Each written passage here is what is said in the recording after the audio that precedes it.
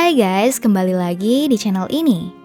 Jika kamu pernah mendengar tentang fenomena lucid dream, kali ini kamu akan segera melihat betapa mimpi mampu mempengaruhi kehidupan nyata seseorang. Yaps, bukan hanya mengendalikan mimpi, pemeran dalam film ini juga mampu menyusup bahkan mencuri ide pada mimpi orang lain. Well, seperti apa keseruannya? Inilah alur cerita film Inception.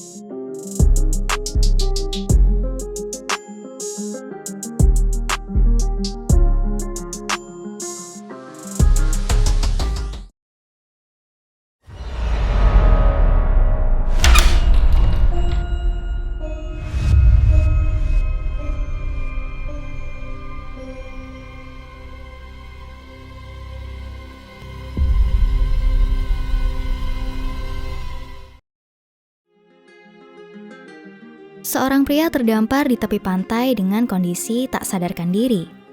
Perlahan ia membuka matanya sebelum akhirnya pingsan kembali. Penjaga pantai yang menemukannya lalu membawa pria itu pergi menuju sebuah istana milik seorang pria tua.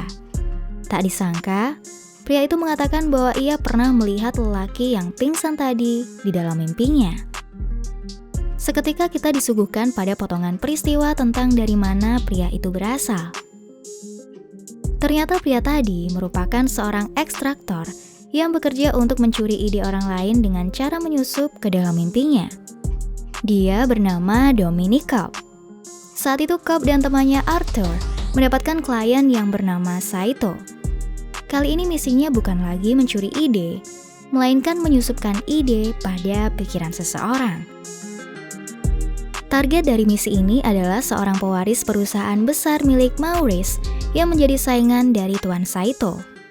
Saat itu Maurice sedang mengalami sakit parah, sehingga kemungkinan besar perusahaannya akan segera diserahkan pada Robert, anaknya. Cobb harus menanamkan gagasan agar Robert membubarkan perusahaan milik ayahnya. Sebagai imbalan, jika Cobb berhasil dalam mimpinya, Saito berjanji akan membersihkan nama baiknya dari tuduhan pembunuhan kepada istrinya. Dengan begitu, Cobb bisa kembali bertemu dengan kedua anaknya.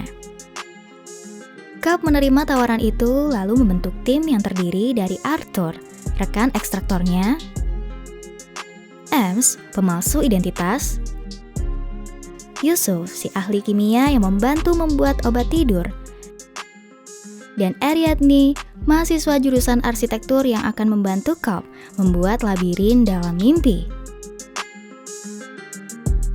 Cobb membagi mimpinya dengan Ariadne agar mahasiswa arsitektur tersebut bisa mempelajari alam bawah sadar Cobb. Sayangnya, dalam proses pembelajaran tersebut, Ariadne menemukan bahwa alam sadar Cobb masih dipengaruhi oleh masa lalunya bersama sang istri. Setelah pengusaha Maurice meninggal di Sydney, Australia, Cobb lalu melancarkan aksinya. Saat itu Robert membawa jenazah ayahnya terbang menuju Los Angeles yang membutuhkan waktu selama 10 jam. Tim Cobb telah berada di pesawat yang sama dan menggunakan waktu 10 jam tersebut untuk menidurkan diri. Mereka berencana membawa Robert masuk ke dalam mimpi yang sama. Mimpi pertama adalah milik Yusuf dengan latar Los Angeles. Mereka menculik Robert, namun tiba-tiba saja diserang oleh pasukan bersenjata yang berasal dari alam bawah sadar Robert.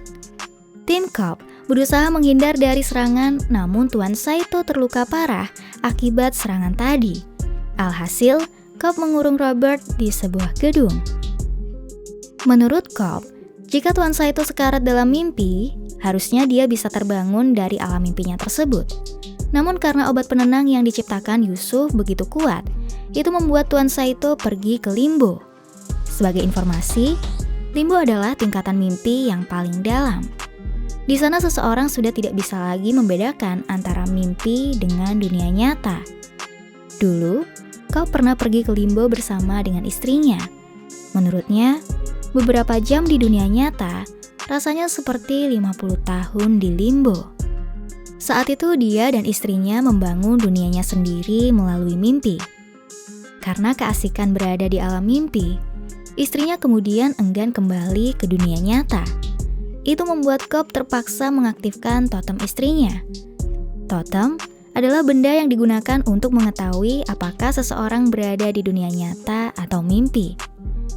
Saat totem diputar, benda ini tidak akan berhenti saat berada di alam mimpi.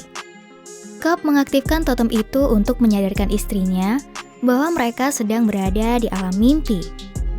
Setelah mereka berhasil keluar dari dunia mimpi, ternyata istrinya tidak sepenuhnya sadar akan hal tersebut. Dia melakukan kick agar terbangun dari mimpinya dengan cara melompat dari jendela. Seperti yang telah diketahui, kick bisa dilakukan dengan cara menembak ataupun memberi hentakan pada tubuh seseorang. Konsep inilah yang akhirnya membuat istri Cobb melompat hingga kehilangan nyawanya. Setelah menceritakan kematian istrinya, Cobb akhirnya bisa berdamai dengan kisah tersebut. Tim Cobb pun melanjutkan misi yang mereka dapatkan. M, si pemalsu identitas, mulai menyamar sebagai ayah baptis Robert. Dia meminta Robert untuk mempertimbangkan kembali permintaan ayahnya. Namun hasilnya kurang signifikan. Mereka lanjut pada level mimpi yang kedua. Itu adalah mimpi Arthur yang berlatar di sebuah hotel. Dalam mimpi itu, Cobb mendatangi Robert dan memberitahu Robert bahwa dirinya sedang diculik. Cobb mengatakan bahwa ia adalah pelindung Robert, lalu membujuknya agar masuk ke alam bawah sadar sang penculik. Sebenarnya itu adalah cara agar Cobb bisa membawa Robert masuk ke alam bawah sadarnya. Di level mimpi ketiga, mereka berada di sebuah rumah sakit di pegunungan bersalju. Mimpi itu milik Ems. Tim Cobb harus menyusup ke dalam rumah sakit demi menahan para penjaga saat Cobb berusaha membawa Robert ke alam bawah sadarnya. Yusuf yang masih berkejaran dengan pasukan bersenjata di lapisan mimpi pertama, tanpa sengaja menjatuhkan mobilnya di sebuah jembatan. Itu hampir membuat hentakan. Seperti yang telah disebutkan tadi, kondisi ini mempengaruhi mimpi di level 3, di mana salju tiba-tiba saja mengalami longsor. Di level 2, mimpi terpengaruh. Gravitasi di sana tiba-tiba saja berubah menjadi 0. Di level 3, istri Cobb datang lalu membunuh Robert. Cobb kemudian datang lalu membunuh istrinya. Well, pada dasarnya istri Cobb ini sudah meninggal ya guys. Di sisi lain, Saito akhirnya mati karena luka yang didapatkannya. Dengan begitu, istri Cobb, Robert, dan Saito berada di limbo. Akhirnya Cobb dan Ariadne masuk ke limbo untuk menyelamatkan Robert dan Saito.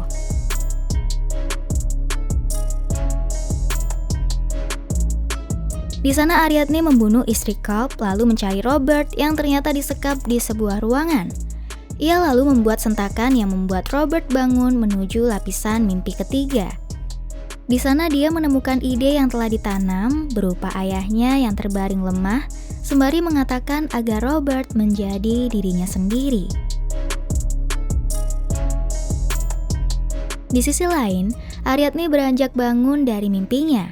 Namun Cobb memutuskan untuk tinggal dan mencari Saito terlebih dahulu.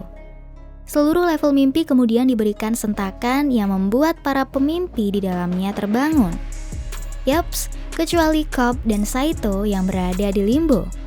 Setelah ditelusuri lebih lanjut, ternyata Cobb tidak sedang berada di limbo, melainkan di mimpi level 5 milik Saito. Cobb pun bertemu dengan Saito yang usianya ternyata sudah sangat tua.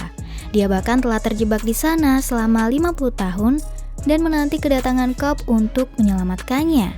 Karena ini adalah mimpi Saito, maka cara yang bisa dilakukan agar keduanya bisa kembali ke alam nyata adalah dengan Saito melakukan bunuh diri.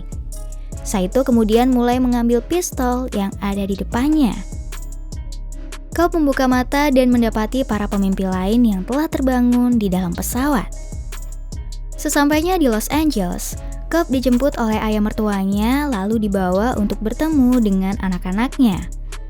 Di rumah mertuanya tersebut, Cobb memutar totem lalu meninggalkannya sebelum mengetahui hasil akhirnya. Film ditutup dengan totem yang masih berputar. Jadi apakah Cobb sudah kembali ke dunia nyata? Atau masih berada di alam mimpi? Drop teori kalian di kolom komentar ya. Sekian alur cerita film Inception kali ini. Sampai ketemu di alur cerita film berikutnya.